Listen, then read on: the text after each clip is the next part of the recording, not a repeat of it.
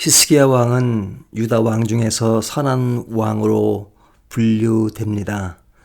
그는 처음부터 마지막까지 실수가 있고 부족함이 있고 교만함이 있었지만 그러나 그의 모든 흐름들은 대체적으로 안정된 길을 갔습니다. 오늘 본문이 히스기야에 대한 이야기가 마지막으로 나오는 장인데요. 마지막 부분에 그에 관한 좋지 않은 표현이 나옵니다. 그것이 25절과 26절에 보면 교만하다라는 말이 나옵니다.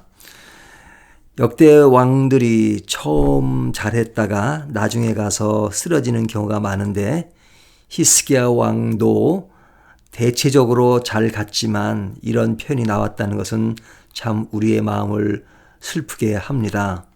하지만 우리가 그냥 감정적으로는 슬퍼하지만 그러나 이것에 대해서 히스기야를 나쁘게 취급할 수 없는 것은 우리의 모습이 더욱더 나쁠 수 있기 때문입니다. 여기 히스기야 왕이 교만할 때 일을 이렇게 말하고 있습니다. 그는 병들었을 때 하나님께 기도했습니다. 그래서 하나님은 그의 기도를 들으시고 15년 생명을 연장해 주십니다. 그는 그 아픈 기간 동안에 여러 가지로 잘못된 점이 있었던 것 같습니다.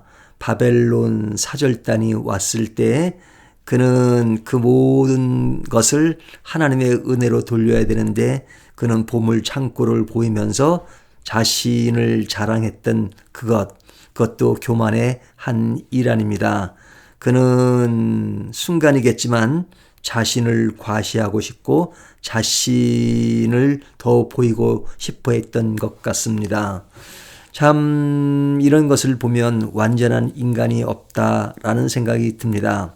하지만 히스기야 왕이 가지는 정말로 귀한 모습이 있습니다.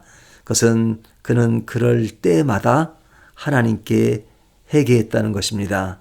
잘못을 고하고 용서를 고하는, 그래서 그가 아름다운 것은 그는 실수도 있고 교만했던 적이 있지만 그래서 무너질 수 있는 순간순간들이 있었지만 그는 그럴 때마다 하나님께 자신의 잘못을 아뢰고 돌이키는 그것이 그에게 아름다운 것입니다.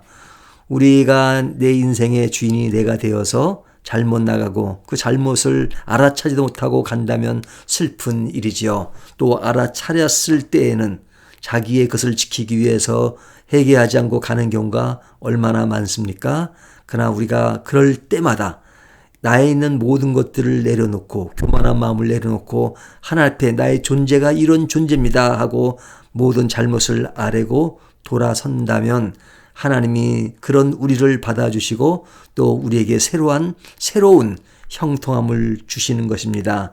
히스기야 왕은 하나님께 용서를 구했을 때 하나님은 그를 용서하셨고 그에게 형통함을 주셨다라는 말씀을 하고 있는 겁니다.